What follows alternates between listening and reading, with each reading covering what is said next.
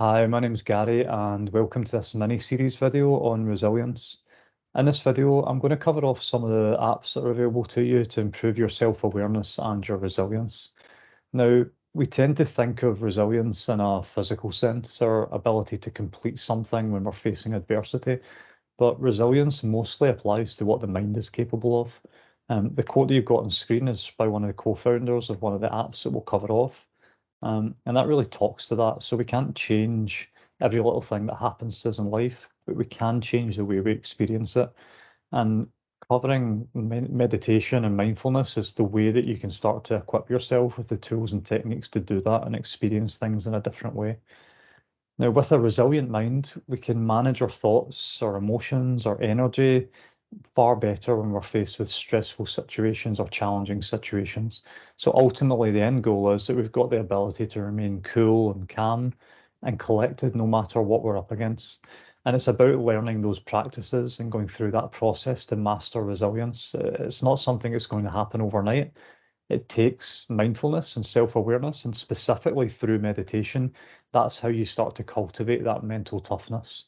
But like any habit, as I say, it does take time and it takes practice. And as you go through it, it will be challenging at times.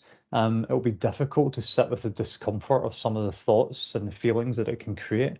But rather than the typical reaction of running away or ignoring those thoughts or feelings, it's about becoming comfortable with the uncomfortable and accepting of that, acknowledging these thoughts, but not letting them consume you so you can move on and let them go.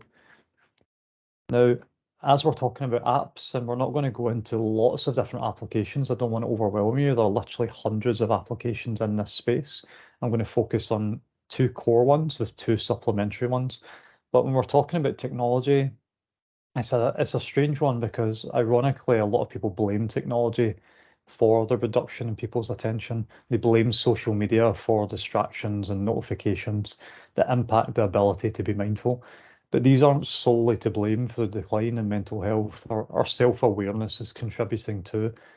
So much so, there's a professor from the University of California in Irvine called Gloria Mark. I encourage you to look up her work. She carried out a study on the science of interruptions. And what was really fascinating about that was that we actually self interrupt rather than what we perceive as being interrupted by others. So she carried out a study which showed that when people were working on a screen, the average sort of median time was around 40 seconds before someone's attention broke.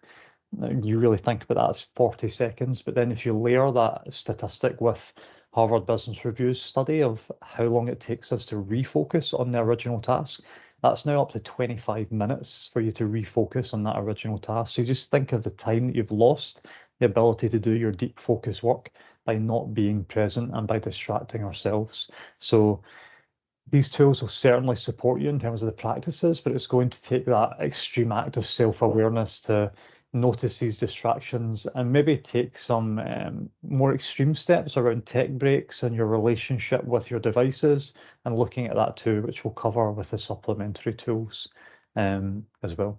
So as I say, the irony is we're looking at digital apps that I'm introducing today, but what I will say is there's a difference in the way these ones are created. So they're built with I suppose, humane technology at the heart. And what I mean by that is these are apps around trying to help people and support people in terms of improving their well-being. The apps haven't been built to create a stickiness factor that a lot of social media apps or workplace apps are created of how do we hold people's attention to monetize their data? How do we create a sort of build on that attention capitalism? That's what a lot of the applications out there are doing, which is harmful to our society and harmful to humanity as well. So these apps are built in a different way, which is nice. So touching on the apps themselves, the first two that I'm going to focus on are Headspace and Calm. You're probably aware of them. There's lots of other alternatives in this space. These are ones that I always recommend to people. I've used these applications for a number of years, Headspace user since 2015. And the study behind a lot of them, the evidence behind a lot of them back up the theory that they do improve your ability to create greater mindfulness, greater self-awareness, which in turn improves your resilience, improves your focus.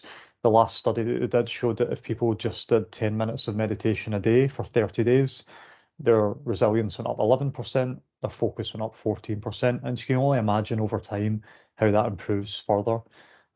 Those applications are available on Apple devices, on Android devices. They're available on through web browsers, tablets, and you can access them. And they build on the foundations of meditation. They introduce you to it, they coach you through it, and there's lots of amazing content now there. When they started years and years ago, there wasn't lots of stuff. Now you can get meditation courses on anxiety, on eating, on pregnancy, on like they've covered every base on there. So there should be something for you to be able to support you. So I encourage you to go on and try that. It'll be difficult at first, like anything, your attention will be pretty low, your mind will drift constantly.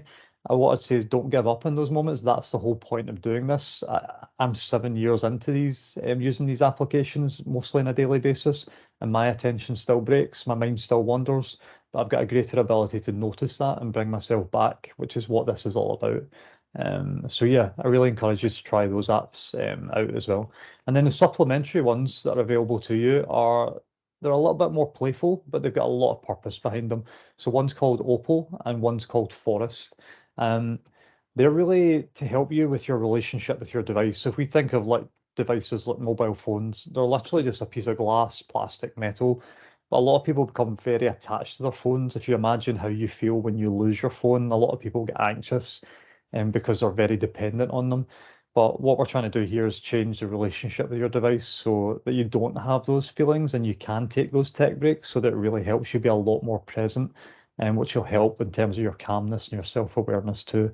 So these two apps are more targeted at blocking out distracting apps, looking at things on your phone that maybe draw away from your attention, they help you focus. Other tech companies like Apple and Google and that have been trying to play in this market for a little while since 2018 with things like screen time that you'll be more familiar with. But these ones really target all the different apps rather than just giving you some data on how your screen time has been. So I don't want to overwhelm you. I'll leave you with those four to go and explore. I would start with a Headspace or Calm, and then look at Opal or Forest as a supplementary one if you do have that difficulty of being very dependent on your devices.